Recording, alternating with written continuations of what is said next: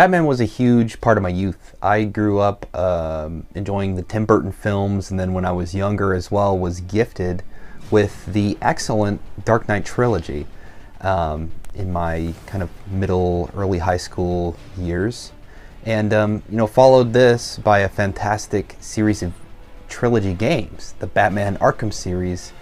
There was always one game that I kind of missed out when I thought about how transformative the Batman franchise was in my youth, and that was with the game Batman Arkham Origins, which is one that I recently played through and would like to talk a bit about today. So it's 2013, and this is an adventure game that was published by WB Games Montreal. And WB Games Montreal is known for the Arkham City Wii port. That was their first game, and then they also worked on Gotham Knights as well as Suicide Squad. So they have a history, and this is an origin point for them. And so I'm excited that we'll get to talk about it today, not only because it's completed my kind of run through of the Arkham games, but also given me a wider scope on kind of where WB Games Montreal was at before they really took a dump, I guess I gotta say. So, this game was also published by Warner Bros., as you can imagine, and Warner Bros. Was pretty concerned about the development cycle between Arkham City and Arkham Knight.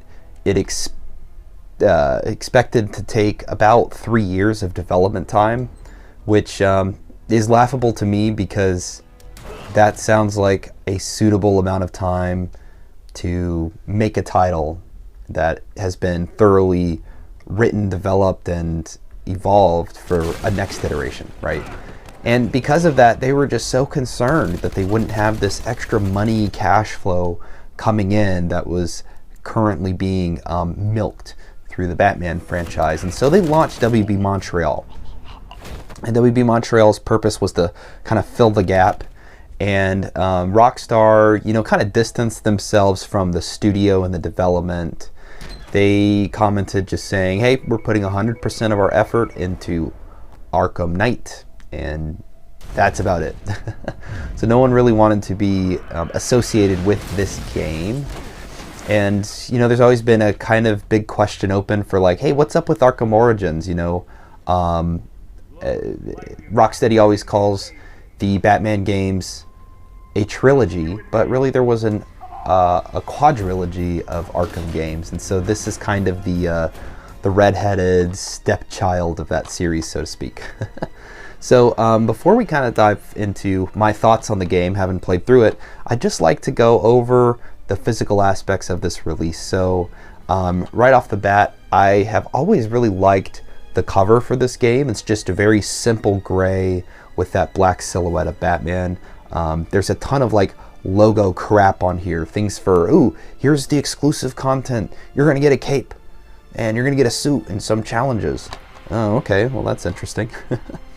And the back says, your enemies will define you. Black Mask's assassins face off against 8 of the deadliest assassins in the DC universe as they compete for a $50 million prize on Batman's head. Prowl the streets of Gotham City, a world full of fists, and experience Batman's first encounters with some of his greatest allies and enemies. And expand your arsenal. They talk about, you got a bunch of tools. Take on your friends in an all-new multiplayer mode as well, which was released in this game. Unfortunately, no longer available as far as I could tell. Here we have it on the back. Simple, you got your legal terms, you have Batman standing in a couple screenshots of gameplay. And when we open it up on the inside, we get a little bit of alternative art on the CD itself, which is taking me a minute here to flip back around its orientation of. There we go. And there was some extra DLC challenges that came in this release of the title, so we have a little leaflet for that, and then we also just get another little insert here for Arkham Origins, and nothing too fancy going on the inside, just a bunch of legal jargon, so to speak. So let's put this together and we'll get it up on the shelf. So I'll just preface by saying that I like the Arkham series games quite a bit, and in the story of this game, it's set on Christmas Eve, 8 years before Arkham Asylum. So this is meant to be a prequel title that kind of distances itself narratively as well from the Arkham trilogy. And Batman is a freshly minted superhero. He's still in the phases of kind of being known as a myth. You know, people don't really know if Batman's real, and he's really only gone up against like typical criminals at this point. And that is until the evening of Christmas. Black Mask, who is not a super well-known villain among other Batman foes, he places a bounty on Batman's head, and it leads to 8 various professional assassins seeking him out to collect that prize. So simultaneously, with Batman preoccupied by some of the more colorful villains, such as Joker and Riddler launching their own shenanigans in Gotham, he also has to deal with these 8 assassins coming after him and find a way to bring Black Mask to justice, all the while being hunted by those foes and the police. Everyone hates Batman. So a couple things I wanted to say about the story. So Paul Dini, who has written most of the Batman media storylines and plots and also worked on the Arkham games, did not return for this one, chiefly due to timing issues related to working on Arkham Knight. And one of the things that was really frustrating me when I was learning a bit about the game's development and the position of WB and WB Games Montreal, particularly the publisher, is that there was just such a lack of care for the IP, the franchise, the people involved, the amount of effort to create a successful and creative game. It was just all put to the wayside. I mean, you can't get rid of a person like Paul Dini and expect something great from Batman when Paul's been literally involved on basically anything that's Batman. So I was really disappointed, just chiefly by understanding kind of WB's rush to make money, that they just couldn't slow down a little bit to allow the creative teams to just really focus on doing their work piece by piece. So I'll say in a lot of ways, this would be like a AI generated Batman story. It's a very typical and generic story. I did really like the elusive start of the Joker's presence that begins to build up throughout the course of the game. I think they handled that really well. And I liked that the stakes seemed rather high, with no one knowing who the heck Batman was. And Batman's inexperience fighting rather collective villains to this point makes it feel a little more dangerous whenever Batman encounters these people for the first time. So overall, I'd say Batman has a really low bar for me. I did like the story. It was pretty generic, and as a prequel, you know, the destination is not necessarily about the point that you arrive to, but rather the adventure, and the team didn't really take huge risks here because of the already established story in the Arkham games, and just ultimately created a serviceable experience for me to just enjoy another romp around as Batman. And I picked this game up wanting to play one of the Arkham games, and this was just one that I hadn't yet played before, and so was excited that I gave it the opportunity and ran through it, and did like the story for what it was, even if it was not particularly memorable or impressive. But the other aspect of these games that I certainly love is the gameplay, and so let's talk a little bit about the game and how it functions as you, the player, are kind of controlling Batman. So rather similar to the other Arkham games, WB Montreal, you know, they developed the Wii port of Arkham City. So during that time, they were kind of working hand in hand with Rocksteady and trying to understand the modified version of Unreal that Rocksteady was using to build the game. And they largely left it unchanged when they went into making this title as well. So they just took every bit of effort that Rocksteady put into developing this series and built upon that to come up with this offshoot of a title. So the game sees Batman, you know, gliding around Gotham and using a nifty grappling gun to launch himself through the air. And he has some pretty cool gadgets, many of them similar to the ones in other Arkham games. So you'll have the cryptographic sequencer, the Batclaw, the Batarang, explosive gels, smoke pellets, etc. A lot of these items returning with similar gameplay styles. But there also are some new equipment types. You're going to get a remote claw and shot gloves, and these can be used both in combat to disable enemies and block electric attacks, or to short circuit equipment and active electric objects within the environment. Kind of like in a Metroidvania sense, where you get the item and then you can kind of move forward from there. And another item, the concussion detonator, which you can use to stun multiple enemies in kind of an area of attack, area of effect kind of attack. So it was nice to see that they did some new gameplay things in this game, and I think overall they add to just creating a fun experience that is slightly unique for Arkham Origins. But otherwise, you're going to spend a lot of your time traveling around and exploring what I would call quote-unquote dungeon areas, I guess. So you have the open world above, but then below and within the interior of the buildings, you'll be in industrial areas, prisons, sewers, high-tech labs that are hidden underground, really just tracking down Batman's rivals. In the combat, you're going to be very familiar with the combat if you've played any of the other Batman games. It's called the free flow system. So basically how it works is enemies will attack you. They'll give you a opportunity to punch and counter and use gadgets, and the combat's pretty addicting here as well, since it's very similar to the other games. I'm always just in the pursuit of the highest combo I can get, just unlocking finisher moves, dominating my enemies, trying to get through a fight without taking any damage. There is a certain degree of thrill to that is still captured here in Arkham Origins. In the combat nets experience points, which you can then use to upgrade Batman in a relatively negligible way, I would say. You can maybe increase his health a little bit, or increase the quantity of certain gadgets a little bit, etc. I wasn't impressed with the offerings here. They're super linear and employed in a very linear fashion. So I would have just preferred if they dropped the upgrade systems altogether and just had unlockable weapons along the way, or some other means of if you want to increase Batman's health, maybe it just kind of increases naturally throughout the course of the game, or to meet the heightened level of difficulty with the enemies, or make the enemies easier over the course of the game to show some level of progression in Batman's experience with them. I don't know, but I felt like it was a system tacked on just because that's probably a demand of the publisher, So outside of that, there are also some new enemy types as well. So there's some martial arts enemies that I thought were pretty neat. They can counter and they can evade Batman better. So especially when I was looking for those combo opportunities, I had to be a little more thoughtful in the moment when I was fighting particular enemies as I was moving around. There's also armored enemies, and there's these enemies who are Vino infused. So they're like poisonous and they're kind of crazy. There's also electric enemies. So they really did a good job, I think, of increasing the amount of strategic thinking in the midst of combat encounters.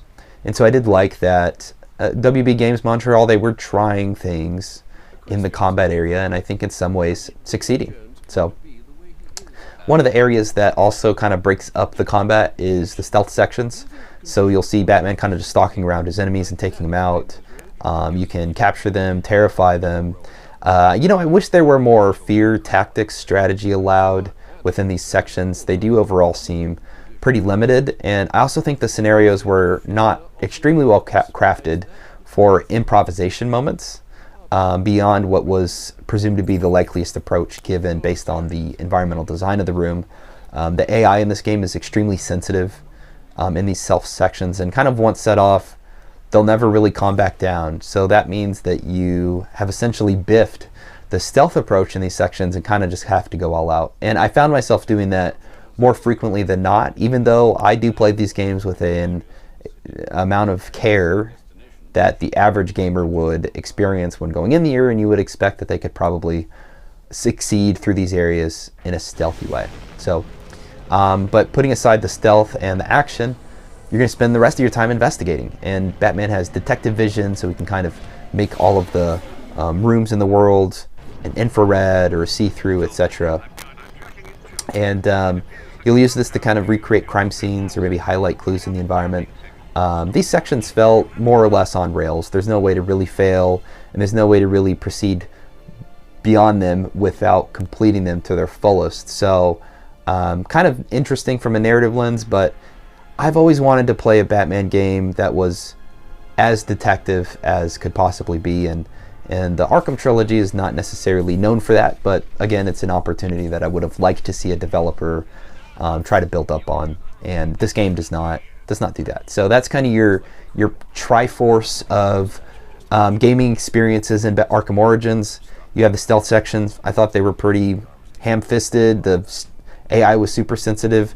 The action, which is still incredibly addicting and has been evolved in a great way by WB Games Montreal. And then these more detective and narrative moments that I didn't really get much from and were kind of forcibly in the game to create the reminder that, oh yeah, Batman, he's a detective first.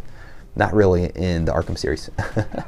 So, aside the following of the story missions, I would say there are not very interesting procedurally generated crimes that will occur. There's a ton of riddle challenges that show up in other Batman games here as well, or kind of just chasing down other minor villains, kind of wreaking havoc around Gotham. And I'll just be honest that these are going to be more completionist-driven goals, and so as a result, I just didn't engage with it so much. I really just wanted to come in, enjoy the story, and kind of see how this fits into the world of the Arkham games. And I just found them to be a little random and just not really driving forward of the plot, which is what I really wanted out of the game when I played it. So resultingly, along with that, because all of that really takes up most of the overworld itself is pretty drab. As well as far as the architecture goes, there's a lack of kind of landmark buildings that would help you navigate Batman games without needing to pop the map up. You can kind of get a general understanding of where you are based on them. There's not a lot of interesting traversal options. There is a bridge connecting two islands, and you'll have to travel across it or fast travel it frequently, which I try to stay away from as much fast travel as I can when I play games. So you just spend a ton of time just flying back and forth across this bridge, and you can't really go to the top of the bridge. It's not a lot of means of doing anything except grappling wires crossing the bridge. So just didn't really connect with the traversal and open world here.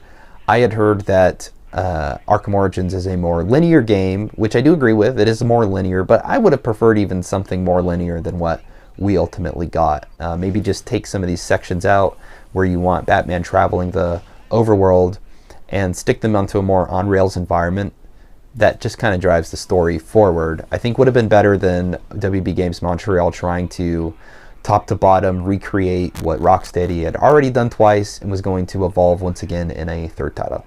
So just my perspective there.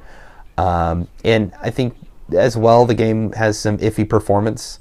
I experienced cutscene and gameplay stuttering. Jeez, how am I ever going to get that word right?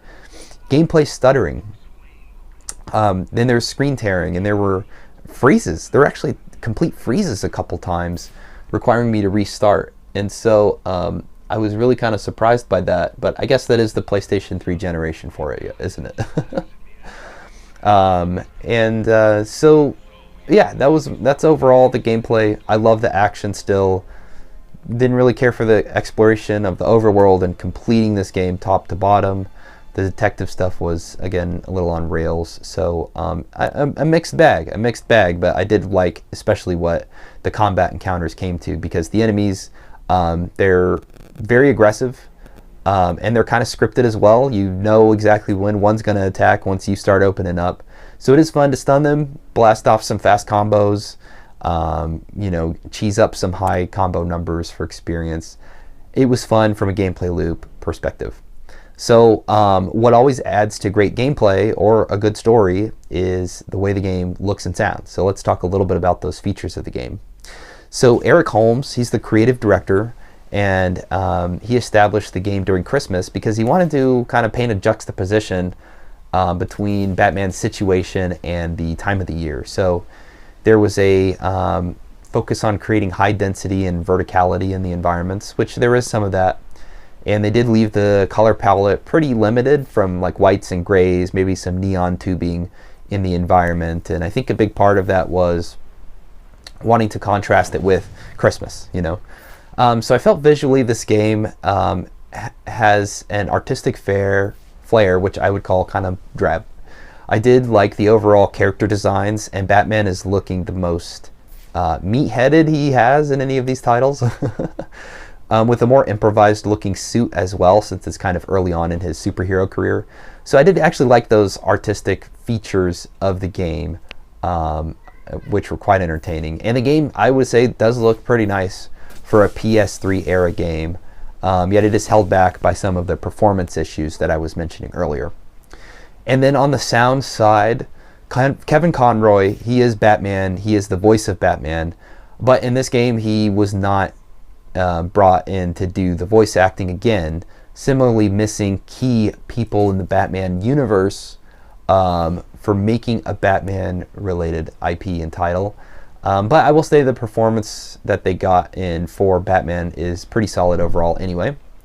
So outside of that, Batman, he has a solid cast of characters that join him, and they deliver a well-acted gaming experience for the gamer as well. So did appreciate that. And the score here was done by Chris Drake. And he's worked on a number of comic book films. And Chris wanted to take a more kind of electronic approach to the soundtrack compared to the other Arkham games. And he wanted to create a score that would kind of add or subtract elements to the score depending upon how intense the moment-to-moment action was. I really think this is an interesting design concept. It's something that I talked about in a review sometime back for Devil May Cry 5, where the better you're doing, the more intense the fighting is becoming, the more the music and pieces of the instrumental will start to come in until you're really ramped up into this full built-out song. And I found that to be pretty cool as a concept, and it is executed here. I'd say not nearly as over the top and fun as Devil May Cry 5, but they did do a little bit with that, which I did enjoy. So I did listen to some of the music after the fact just to kind of catch me back up on the engagement of it. I'll say that many of the tracks, while nice, and I did like the electronic elements, didn't particularly stand out to me in the moment in the game. So your mileage will vary on your enjoyment there, I would say, overall. But it was fun, nonetheless, to take a listen back through and enjoy some of those tracks. I did quite like them, I have to say. So at high level, this game starts off a little bit with some bad footing. WB, it was clear they rushed this game out because they wanted money and hype on the Arkham series not to lag for 3 years. In the process, they skipped out on picking up, key people in the Batman world to create the game. And while they did all that, WB delivered what was an entertaining, albeit a little generic, Batman story, packed with some great action and some middling other gameplay elements that looks great, a little drab, and sound that it was a little forgetful. So I would say drabness is probably a great term for describing this game overall. It's what you would want if a studio came in and wanted to make a safe and clean Batman title, looking to Rocksteady and their influence to do it. But it is one that I would probably pass up. If I was going to now play an Arkham game next, it would probably be Arkham Knight, because it's been many years, and I did recently play Arkham Origins and had a lot of fun with it, so I can pass on that one. So overall, curious if you've played Arkham Origins. It passed me up back in the day, so I was excited to get to play through it. Would love to know what you think about the game, and if you share some of my perspective, or if you have other thoughts, please comment them below. And if you like the video, please like the video and subscribe. Would love to have you join the community and just hang out and catch up with me and see what games I'm playing with each weekend. All right, guys. Well, until next time, stay well, stay healthy, and take care. All right, see ya.